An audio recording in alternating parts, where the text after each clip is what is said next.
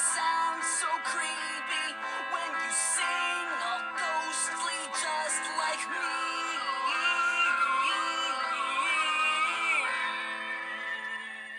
Good evening, boils and ghouls, and everyone in B. Scream! Welcome to Talking at 6. I am your host, 1-6, aka. You wanna get sued? AKA. Get this off of me! Get this off of me! AKA. No beer, no TV, make 1-6 something something. Record a podcast? No, definitely not that. AKA Grade F Meat. AKA Give it a back. AKA This is indeed a disturbing universe. AKA Dad, your hands in the toaster again. AKA possibly the greatest Halloween episode ever. AKA Urge to Kill Rising. AKA a disturbing musical number. AKA the 1947 classic Glenn Ford movie 200 Miles to Oregon. AKA The Joy of Cooking Millhouse. In today's episode, I will be discussing / reviewing Treehouse of Horror 5, which is, of course, the Simpsons' 5th Halloween episode, which is from season 6, because season 1, as we all know, or you may not know, season 1 started with a Christmas episode. So the Treehouse of Horrors are actually one season behind, or one number behind the show. So the Treehouse of Horror is always one. The Treehouse of Horror number is always one less than the season of the show. The show currently being on season 34. This year's Treehouse of Horror is Treehouse of Horror 33, because, like I said, first season premiere Christmas episode. And the segments for this episode are the Shinning, which is clearly a parody of The Shining. Time and Punishment, which is the one where Homer somehow makes a time machine out of the toaster, tries to fix the toaster and turns it into a time machine. And Nightmare Cafeteria, which honestly of the three is probably my least favorite. It's still a good segment, but it's my least favorite. It's the one where the school is running low on funding. They're using grade F meat in the cafeteria. They're using gym mats to make the food. They're barely feeding the kids. And Skinner comes up with the great idea of cooking the kids and serving them as lunch. Thus, becomes cannibalizing the students and eating most of the student body. And the teachers are all aware and all in on it and are okay with it, and the students are unaware, and then they become aware. And I ain't gonna go into fuck it, I'll just go into that one now. The students become aware of it. Bart, Lisa. It's eventually when by the time the kids become aware of what's happening, it's Bart, Lisa, and Millhouse left, and I think there's a couple, maybe one or two other background kids that may be named. I'm be honest with you, I can't even fully remember who's in the segment, but there's 3 kids left. They're all in one classroom because the school was pretty much wiped out all the other students. So it's down to the fact that everybody left is in Miss Krabappel, just pushed in Miss Krabappel's class together. And she's reading a cookbook that says it's called The Joy of Cooking Millhouse. And Bart, Lisa, and Millhouse are trying to devise a plot to escape without getting eaten. And Millhouse accidentally drops his pencil, and Miss Krabappel sends him to the principal's office. So it's game over for Millhouse. He's about to get cooked. And so Bart and Lisa try to devise a way to escape. I'm gonna be honest with you, I don't remember. I'm gonna say out of the 3 segments, this is the one I remember the least of, because this honestly was my least favorite of the 3. It's not a bad segment. It's definitely early It works for Treehouse of Horror. It's definitely early Treehouse of Horror, where it's this one I feel maybe the only one that isn't a parody, or if it is a parody, it's it's not a super well known parody or something. It's not super obvious, but it is good. It's still funny. It has the jokes. They have the at one point there's the cookbook, The Joys of Cook. No wait, that's Joy of Cooking Mouse. At one point there's the German exchange student Uter. They cook him. They have the German food festival. They have bratwurst. They have Uterwurst. Oh no, it's Uderbraten. Yeah, they're eating the sausage for lunch. The sausage they have served for lunch is called Uderbraten. They're eating German chocolate cake. When Skinner cooks Jimbo, when they cook Jimbo, they have sloppy Jimbos. It's all hinting at the fact Skinner's being classic Skinner and super obvious and not able to be cunning or conniving anyway. Has zero fucking actual creativity. Just names the food after the kids they're eating, making it super fucking obvious that they're eating the kids. It's insane. But basically what happens is the school's running low on funding. they have no money. Like they don't have any money left in the budget to actually get good food for the cafeteria. So the cafeteria is scraping by. Like, they're using grade F meat. They're grinding down gym mats for meat. And it's like it's all terrible, but also at the same time, detention is the detentions are completely overcrowded. Every detention room is like filled to the brim. They actually like go to one of the detention classrooms, pull up a shade on the door so you can see through the window, and like the kids are pressing up against the glass. It's so packed in there. So eventually, the Skinner comes up with a devious plan to basically cook the kids in detention, use the kids in detention as food, and kill them and cook them and serve them to the rest of the school as lunch. And the craziest, like, let's be real, it's like, okay, it's cannibalism, is creepy, it's Halloween, they face for Halloween theory. But the craziest part of this episode, like, great Halloween episodes, Treehouse Horrors are always non-canon. The Halloween episodes are non-canon. They can break the fourth wall, they can reference things, they can acknowledge that they're a show, they can acknowledge things that are happening, they can acknowledge things that makes no sense, they can point at plot holes, they can do all this shit, they can poke holes in the story, they can do all this shit. But the part that they never acknowledge in this one is the fact that like they're cooking the kids in detention, yet Bart is one of the last people. Bart and Lisa are the last two students alive. How the fuck is Bart not in detention? Bart is always in detention in every episode of the show. Bart gets detention. Bart is constantly in trouble. Yet somehow this episode where they're cooking kids in detention, Bart somehow doesn't have detention. This is the one miracle time where like Bart doesn't have detention. Which is insane. And also, I feel like there's a point in this episode where they actually bring it up to Marge, not the detention thing, but they bring up the kids try to tell Marge and Homer, like they're kicking a kid, they're cooking the students, they're cooking kids at school and serving them to us, and like they don't believe them. They're right off. It's like, you're just crazy kids making up stories, trying to be funny, you know, and just completely give them like just give them shit for it and don't believe them in it all. And this one ends like that. Spoiler if you haven't seen it, but shit's fucking like over 20 years old. Shut the fuck up. Go watch it anyway. Treehouse Horrors are awesome. But this one ends with like Bart and Lisa being back. Like Skinner has them on a narrow platform above a food processor, and like they're slowly backing away from him. He's slowly creeping up on them. They're slowly backing away from him, backing closer to the edge to drop into the food processor. And like right before they fall in, Bart wakes up screaming. Turns out this whole episode was just Bart having a nightmare. I think it was a candy-induced nightmare because he had a bunch of candy. He was eating a bunch of candy. It's Halloween episode. He ate a bunch of candy. They got trick-or-treating. And honestly, I think this is the last segment. So I fucked up by doing this and did reverse. But it's the last segment. And like this one, Bart wakes up from it screaming. It's like, oh, Bart, Mark comes in. Oh, Bart, did you have a bad dream? Like the whole family's there. Bart's there. Marge is there. Homer's there. Lisa's there. Santa's little helper is there. No, Santa's little helper is there. Grandpa's there. I think Maggie's there. Like the whole family's there. It's like, oh, Bart, you have a bad dream? And like he tells him about a bad dream. He's like, oh, boy, the hell, don't worry, Bart. There's nothing to fear. Except for that gas. Except for that toxic gas, that cloud of gas that turns people inside out. Good thing we got those gas-proof windows. Or like got the seal. Good thing Homer got the seals replaced on all those windows, right, Homer? And like the cloud of gas is outside and it seeps into the window and it fucking turns them inside out. And from this part from the intro, the disturbing musical number, they do like a step tap. They get top hats and canes and do like a little step kick number, dance number, musical number, or singing dance like Broadway number about the gas that turns people inside out and making jokes about it because they're all turned inside out and they're singing about it. And like it's funny because like it's not funny, but it's like it is kind of funny. They're all like muscle, and then the funny part is like they're all like turned inside out, so it's all their muscle. Like you don't see the skin anymore; it's all muscle. But Marge's hair is somehow all muscle too, and like you can see the veins and shit, and like occasional like blood drips from them. And basically like it ends with like they're singing, and like the dog starts chewing on Bart's intestine. They start singing about that. It's like the family dog is chewing Bart's intestine. That shit is extremely disturbing. Like it's the most disturbing part of this entire fucking episode. It's so creepy. So weird, so wrong, which is why I put it in the intro, aka a disturbing musical number, because that one really gets me. But then I can't remember which one is first. Okay, so to go back to the beginning, because this one is first, The Shinning, which is their parody of the Shining, Stephen King story, The Shining, the book turned into a movie. It's their parody of The Shining called The Shinning, which it's named The Shinning because, like, skipping ahead in the story, but at one point, Willie realized Bart has the power to read minds. It's like, oh, you have The Shinning. Bart's like, don't you mean The Shining? And Willie, like, grabs him and was like, shh, do you want to get sued? So they call it The Shinning so they don't get sued by Stephen King. But, like, dude, during The Shinning is so fucking funny. Like, it's such a classic, so good. It's like, oh, it's parody. It's like, yeah. But, like, it cuts to them driving to Mr. Burns' castle in Transylvania. And on the way there, Marge is like, Homer, you remember to lock the door, right? And their heart cuts, no! And their heart cuts to black. And then, like, the title card is like, the next day is them driving back. It's like, and somebody, I think it was either Marge, Homer, when you locked the back door, did you remember to lock the front? Did you lock the front door? Did you remember to lock the back door? No, cuts the blackie in. The title car pops back in the next day. It's them driving back because he had to drive all the way back to lock the back door. And like the first two times, Grandpa's in the car, and then the third day of them driving there, Lisa's like, "Oh no, we forgot Grandpa."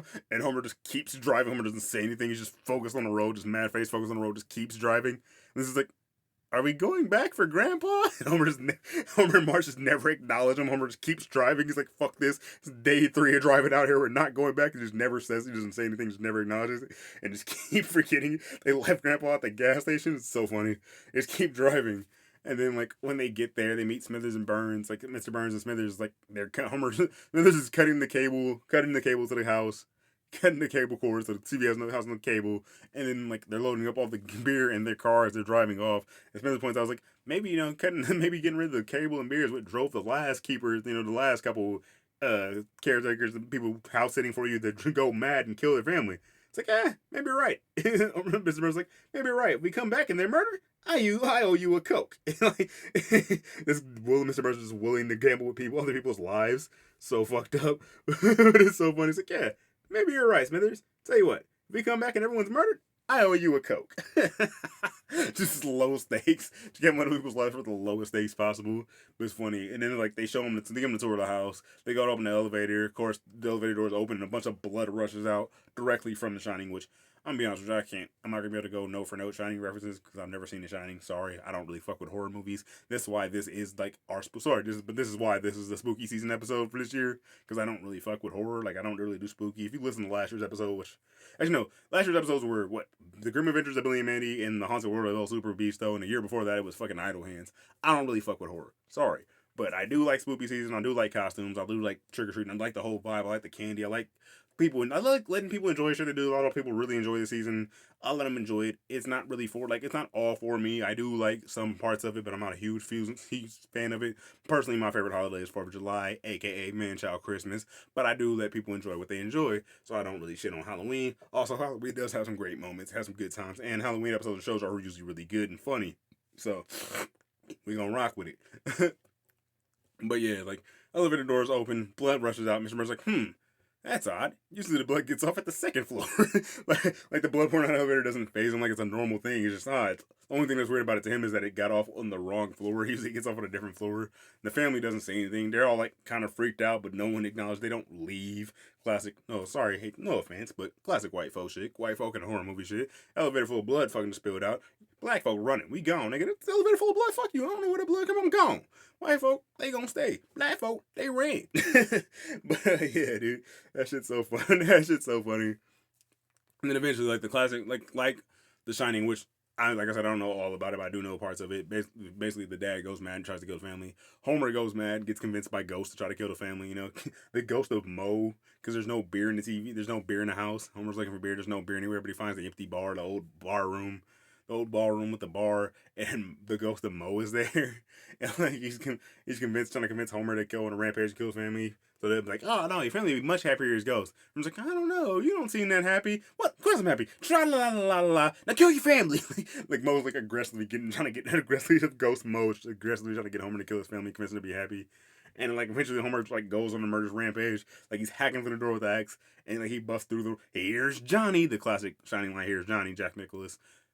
Yeah, no, sorry, Jack Nicholson, not Nicholas. Jack Nicholson line, here's Johnny with the axe. He axes his way through the door with the axe. Homer does that, and it's the wrong room. Then he does it again with a different line, and it's just Grandpa sitting there alone. No! In the third room, he hacks through and he does like the 60 minutes thing. He has the time clock, which is right now is it's actually my profile picture on Twitter right now. It's a picture of the page on Twitter if you follow Twitter. Shout out to you. But yeah, that's what that is. It's from this episode. And then, like he finally found a room, so he chases him off. And eventually like they like lock him in the walk-in freezer in the ballroom, like in the kitchen. The giant walk-in freezer, they lock Homer, like walk-in cooler, and they lock Homer in it. And then like Homer's just in there eating the food. He's like calmed down. He's just he's completely forgot about the rampage, eating the food. And Moe's like, Homer, me and some of the the ghost Mo shows up. It's like, Homer, me and some of the other ghouls are concerned that you aren't fully committed to the plan. Homer's just like, go away. eating. Go away, eating. He's just eating all the food. And the ghost to go away eating. He's like, not trying to kill his family anymore. It's like, all right, that's it. Get him, boys. And they break in, they break in and walk in and just drag him out and make him go back on the rampage. Go back on the rampage, drag him away from the food. it's so stupid. And like Marge calls in, like she's calling him the CB radio because the phone lines are cut, so it's the only way to stop the cops. It's like, my husband's on a murderous rampage. Over, like, you know, the classic, you're talking on radio, you're talking on walkie-talkie, you're talking on CB radio, walkie-talkie, your radio message was over. And like she's talking to Chief Wickham at the police station. It's like, oh, my husband is on a murderous rampage. Over. And we was like, oh, thank goodness that's over. It's fucking completely inept cop Wiggum. But then there's like a Homer Bart remembers, all right, I have the Shinning, like telepathically tells Willie to come save him. But then he gets, oh, I'm on my way. And fucking Maggie just axes him in the back. Maggie just stabs him in the back with the axe. And just, Maggie murders him, which becomes a fucking running gag. It was a running gag throughout the fucking like entire Treehouse of Horror, like through multiple segments. It's just Willie getting axed in the back by Maggie.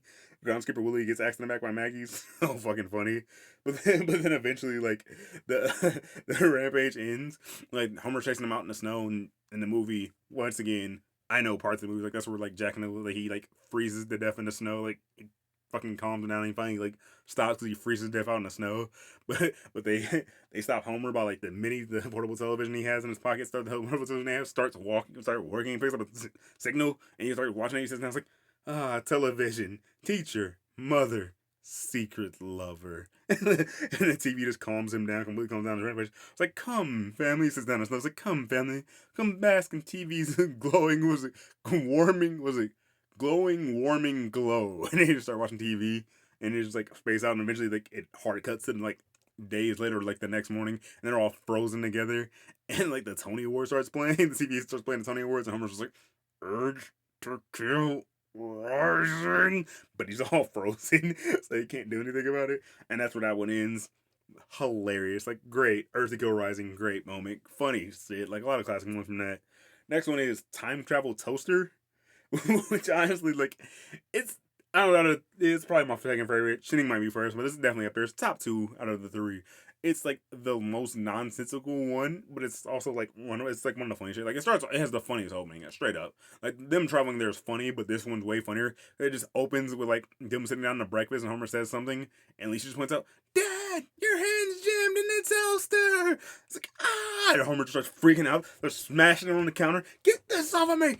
Get off of me! Which I feel like I might have covered this before in a different episode, but like, I just love when like characters yell shit, like incoherent yelling, but like if you actually like take the time and like listen to it, you can actually hear breakouts. Like, oh, they're yelling shit, like when it's just crazy, like the one where Krusty fights Chester A. Lampwick, and like they're in the court and there's the giant cartoon ball of dust and you just see fists flying and they're punching, and Krusty's just like, "You give me back those branches, then!" And it's so fucking funny, just the jumbled like dialogue, but it's like you can actually make out what they're saying. Like, there's full dialogue in it, but it's just jumbled and crazy because it's like buried under a bunch of sound effects and shit. And it's Homer screaming with the toaster, like, and he finally gets the toaster off his hand. Like, first off, when he realizes his hand in the toaster is plugged in the wall, but like when he first jerks, it's like starts smashing against the counter and shit, he rips the plug out of the wall, and like the toaster's sparking the entire time from smashing on shit. And he finally slams it and throws his hand down, the toaster flies off, and he's like, huh, and he slides down, he's like sits back against the fridge, slides down and relaxes, and Bart pops up, "Dad, your hand's in the toaster again!" And like when he threw the toaster off, he like slid back into the toaster he threw off, he starts freaking out again, starts smashing on shit again, and like the toaster's completely unplugged at this point, so there's no real danger, but like he's smacking it on the counter, he's smacking it on the fridge and shit again, and it's still sparking. The somehow unplugged toaster is sparking, like it still has electricity to it, which makes no sense whatsoever, because it isn't plugged in, but it's just classic Homer freaking out. It's so good. And like he goes to the basement, tries to like fix the toaster that he broke, but his hand stuck in it. He smashed against the thing, so he goes to the basement, tries to work on it, goes to the tool bench, tries to work on it, tries to fix the toaster, and he accidentally turns it into a time machine. And like he goes and like test run to make toast, and it like sends him back in time. And like at one point when he's traveling through time, he sees Mr. Peabody and Sherman. And like Sherman points out says something about Homer. And Mr. Peabody's just like, "Quiet, you." Those you don't know, Mr. Peabody and Sherman old cartoon. The old cartoon segment used to be in between. It used to be during Rocky and Bullwinkle, like little in between non sequitur sentences between them where they would travel back in time, and like Mr. Peabody was a talking dog with glasses, would give this young kid Sherman a history lesson. They would travel back in time and give him a history lesson about historical figures and tell them about the way they lived and things they did and what they, just a little history lesson hidden inside the cartoon. You got your entertainment, you got your history lesson, boom, back to the entertainment. But it's so funny because it's just like Sherman points out, like, quiet, Mr. Peabody's just quiet, you. That makes like Mr. Peabody's just an asshole to Sherman. It's so fucking, so fucking funny. But then, like, when Homer goes back in time, he's like, okay, remember the advice your father gave you on your wedding night. And, like, Grandpa Simpson, Abe Simpson, just gave Homer, like, advice on not change. If you ever go back in time, don't touch anything. Even the slightest mistake could alter the course of history. And he tries to change nothing, but, like, he accidentally, like, falls. Like, he actually sits on a fish or something. I can't remember. No, he doesn't. He smacks a mosquito. He's like, die, bug! And he smacks a mosquito that landed on him. And he goes back and, like, it completely changed time to where Ned Flanders is like a malevolent dictator and he just completely controls the world and everyone gets re-educated. They just learn to be more like Flanders. He gets them lobotomized to be more happy and he makes everyone dress like him. And like when Homer like fails the classes, he like goes to Homer tries to escape, they send attack dogs after him. And Homer's running, he's like, I know. He pulls out a link of sausage, like a chain of sausages out of his pocket. And these sausages will give me the energy I need to make a hefty escape, to make a hasty escape. And he just eats a chain of sausage links and runs off them and gets the speed and runs away from the dogs instead of just throwing the sausages so the attack dogs would eat them. So fucking funny. Classic misdirection joke. Hilarious. Hilarious. And then there's one like, this happens a bunch of times where he goes back in time. There's one where like he falls down, like he's running from a dinosaur and actually falls down, sits on a fish. He's thinking, oh, I wish I hadn't squished that fish. And he goes back to the future and like it's a terrible future. And it's like the montage of just all the different futures. And there's the one where he gets to the kitchen, groundskeeper Willie, when he gets back in time, goes up to the kitchen, groundskeeper Willie's standing in his kitchen, and like he's gonna tell him how to get back to the future. Then Maggie axes him in the back. He stabs him in the back of the axe again. She pulls out her binky and starts talking. And she has the voice of James Earl Jones. She just says, this is indeed a disturbing universe. Then there's the one where like he goes back and he actually sneezes on a dinosaur and it kills it. He sneezes on like a T-Rex body and Homer like sneezes on it and like it kills it because he's not T-Rex isn't used to the viruses we have, the germs we have, and doesn't have the antibodies for it. So it kills him and like it slowly kills off all the dinosaurs. And Homer goes back into the future to the present time. And he's just rich. Like his family's rich. He has this giant mansion. They're all like dressed up in like elegant gowns, and Bart's like dressed. They're all like dressed up in nice clothes, and they're all rich, and the kitchen's all nice. And then it's like, oh, Marge, dear, would you pass me a donut? And she's like, what's a donut? And he runs screaming back to the basement to get the time travel toaster. And then Marge, like, as Homer's out in the kitchen, there's like, oh no, it's raining again. And it just cuts outside and it rains. He was in a universe where his family's rich and it rains donuts. He was just in the perfect world for him. The rain is donuts. You're rich. But he was freaking out because he didn't know what donuts were. So eventually he goes back and just takes a bat and just beats everything. He smacks the giant mosquito. He crushes plants. It's like, I would touch anything? I'll touch everything. And he starts destroying everything because fuck it. There's no way to get back to the right universe. He just starts smashing everything. And he goes back and like everything looks normal, but the family has lizard tongues. Instead of using forks, they just like put the tongues just go down on a plate and pulls the food up and they just eat it that way. I'm just like, close enough. And he's eating with a fork where everybody else is eating with lizard tongue and just lives, except it lives in that universe. Hilarious episode. The ending, like I said, the ending is wacky and makes no sense, but that entire segment is wacky and makes no sense. Much like this podcast, because it doesn't have a coherent ending ever, because I'm not good at endings or wrapping things up. But that being said, this is how I'm going to wrap this episode up.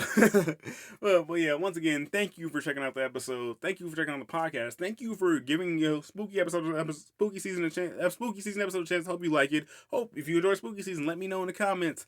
Remember to like the video, comment below, subscribe to the channel, tell your friends. Follow me on Twitter at TalkThat6. Follow me on Facebook at TalkingThat6. And once again, thank you.